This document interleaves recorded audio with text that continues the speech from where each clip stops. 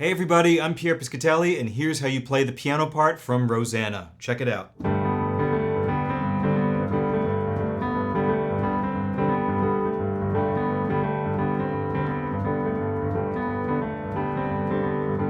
So let's start with this position. We're going to play a G major chord with the right hand, and we're going to play it in second inversion, so D, G, and B from bottom to top. Use fingers 1, 2, and 4. You'll see why in a minute. Left hand is just going to play a G octave. So play this all together. You should have G and G in the left hand, D, G, B right hand. Now let's focus on the right hand, because the right hand is going to go kind of in between regular G major triads and G sus2 and sus4 triads. So that means you're moving the middle note around, down by a step and up by a step. There are 5 positions that you have to learn. So within this G major structure that I made you guys find initially, we're actually going to start with D, G, A, the sus2. Bring it up to a B, that's position 1. Now go backwards from B to A, that's position 2. Now the top notes go from B to C, that's position 3. Position 4 is going from C to B, and now the last position is one you've done, it's B to A.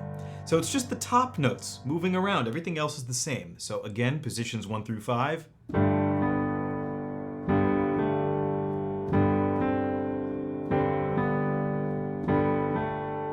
Again.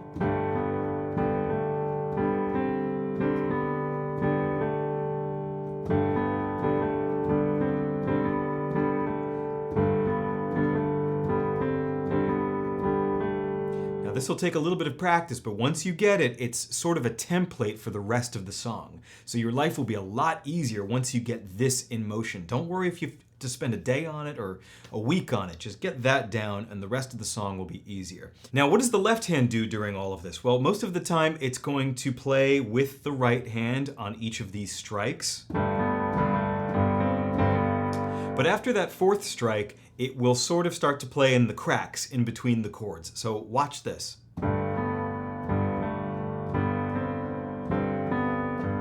Right there, it strikes alone, and then the right hand finishes the 5th position. And now watch this. The left hand separates and plays 2 Gs, bum, bum. So again.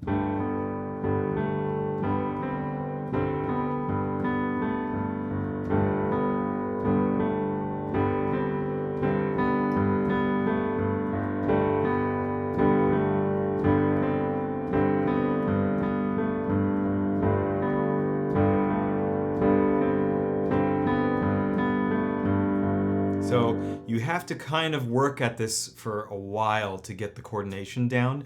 Also, you'll notice that if you do this and try to loop it, there's kind of an awkward moment where the left hand has to play the Gs twice in a row quickly.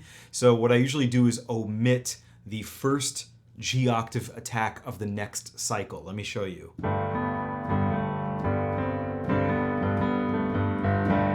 See that right there? I didn't do this. Right? You don't want to do that when you restart the cycle. You want to just be cool and keep your left hand where it is because it's already on G. Why create more anxiety by going ba-bum? So that cycle I just showed you is essentially going to happen 7 times. You're going to play it 4 times for the introduction, then 3 in the verse. So it's a little bit awkward, but you'll see why. So let's take it from the verse when the vocals come in.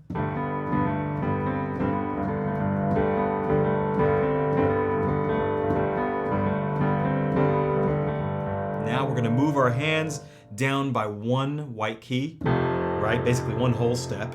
It's F major now, so left hand is F octave, right hand is C, F, A, bottom to top. And we're going to do a similar pattern in the right hand that goes like this. One more time.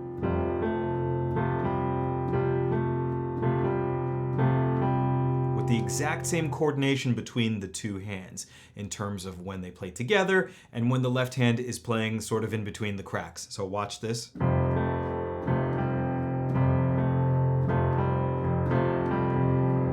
We are only going to do that for 1 bar because right away you have to come down to an E minor position, so bring everything down by a white key, E octaves in the left hand, and right hand B, E, F sharp to start with, because we always start with the suspension here, right? So let me show you what's going to happen in the right hand. Again, it's very similar to what you've already done.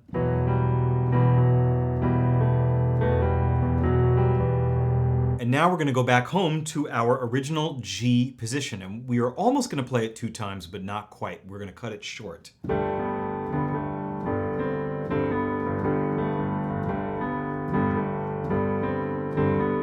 Right there. And we're going to jump to a C major triad twice, like that.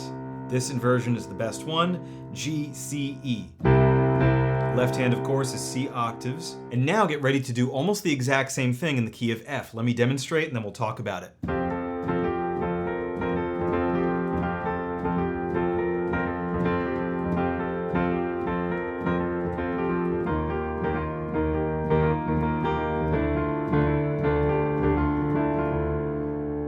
So slowly, what's happening there?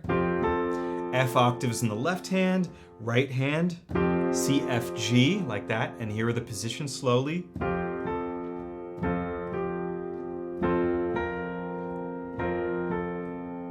Ghost note in the left hand, and then right hand.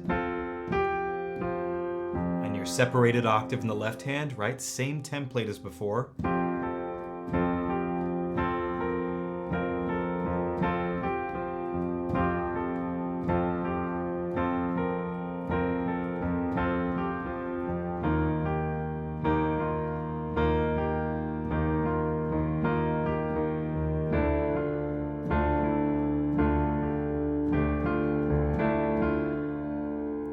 And sometimes these ghost notes in the left hand, these in between the cracks, things that I've been telling you about, sometimes they're left out. So if you find that there's some moments where they're hard to do, there's a good chance that David Paich was leaving them out. If you listen to the isolated track, which you can find on YouTube, they're not always in there. This is happening pretty fast, and there's some creative spontaneity in there, so you don't have to be incredibly strict about that. It's just a guideline. The pre-chorus is pretty quiet, so you should bring the dynamics down a little bit. It goes something like this.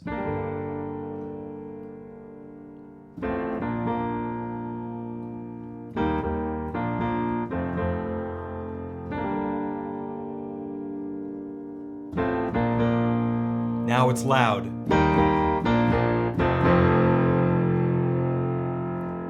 So let's talk about it. What we're going to do first is arpeggiate a G minor chord. He plays it this way, but you don't have to. So from top to bottom, you want to roll D, B flat, G, D. If this is too big of a stretch, just do this. D, B flat, G, just a straight up root position G minor chord. But I like this, like that. Left hand will play the roots, G octave. Next, you want to play F major triad over A, like that. And then come up a half step in the left hand to B flat, and the right hand will play F, B flat, D for a B flat major chord because that inversion is so convenient. Twice. So far you have this. And then, now we're going to play E flat major 2 times. You want to do it this way. And then you want to come back to B flat major the way we just played it, like that 2 times. And then a plain root position F major chord 2 times. Now we're going to kind of go back to the beginning of that. G minor triad again, F over A, and B flat twice. So all together, that looks like this. 1, 2, 3, 4.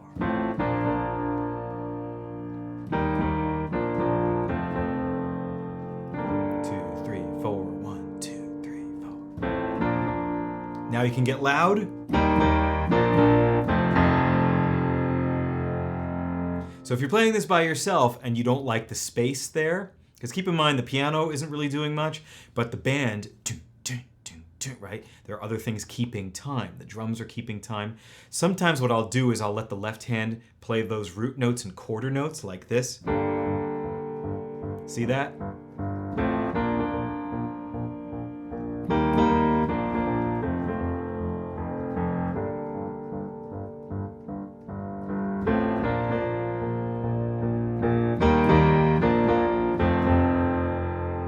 So that's something you can do if you think it's a little too spacey there and you're playing it by yourself maybe. I've never seen anyone play Rosanna solo piano and sing it, but that would be pretty cool. Chances are you're playing this with other people and something else will keep the time there and the space will be okay. But just keep that in mind. Now the other thing is the horn lick, this. So after you go, the piano's just kind of sitting while the rest of the band has a big moment. There's a big drum fill, big horn break, like I just said.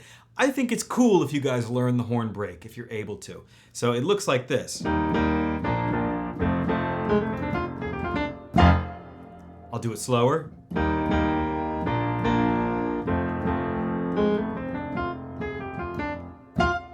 So here's how it goes. You want to start with the second finger on G sharp, cross to A with the thumb, C, D, F. I like 2, 3, 5. So that looks like this. Now what you're going to do is reach up to A flat or G sharp up here. And I use 4, 3, 2, 1 to play G sharp, G, F, D. So far you have this. And then slam an F octave, like that. Sometimes I hit the left-hand octave on F as well, just for a bigger effect. So it looks like this in total.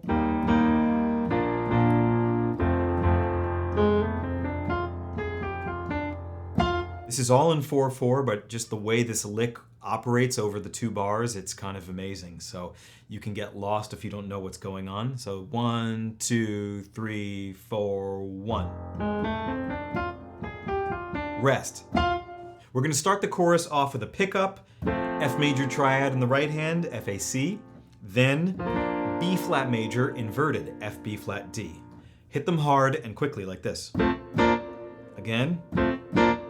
Now you're going to hit that B flat triad you just did a second time, but with the left hand joining on C, in octaves of course, so like that.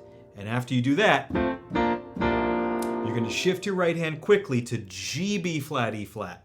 Okay, it's a small move like this. And that looks like this. It kind of gives you a C minor 7. Even though the left hand has probably dropped out by that point, it's implied. So it looks like this with both hands. Again.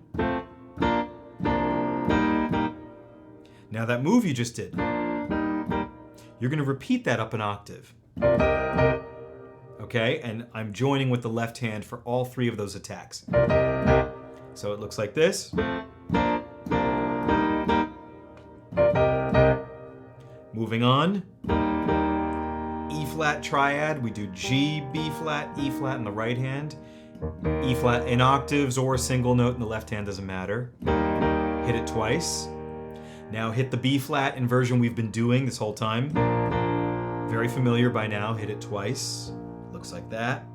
And the plain root position F major twice. Now let's essentially repeat that whole thing, except instead of going in the air like that, we're going to have the left hand join playing F, G. Like that, making a beautiful G minor 7. So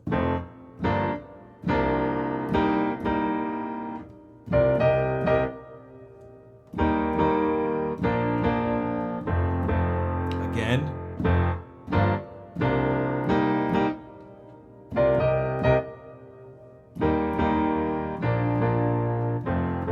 See how the cycle works? So let me play the entire chorus slowly so you can see. 1, 2, 3, 4, 1, 2.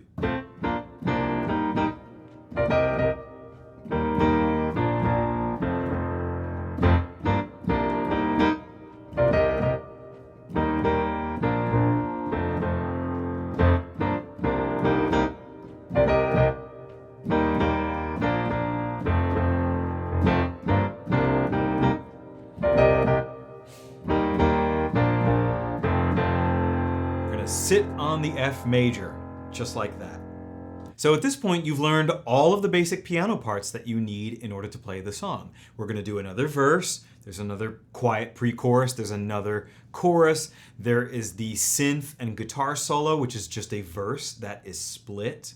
There's another double chorus at the end, and then there's a jam at the end, which was actually a live jam in G that they did, and it kind of evolves into G minor. So I think that if you guys are interested in the synth solo, guitar solo, the jam at the end, that's a whole other video or bunch of videos. If you guys want it, I will do it. Just leave me a comment and let me know. I know you all wanted the Africa solo, which I did, so I have a feeling that you guys are gonna want the solo, and I'll probably just make another video. So those are all the pieces that you need for Rosanna. It's a tricky tune, but it's an amazing piano part. It makes me super happy to play. It's really fun to work on, and my students generally really enjoy learning this one. So I hope it was helpful to you guys. Leave a comment, let me know what you think. Don't forget to subscribe and like this video, and I will see you guys in the next one.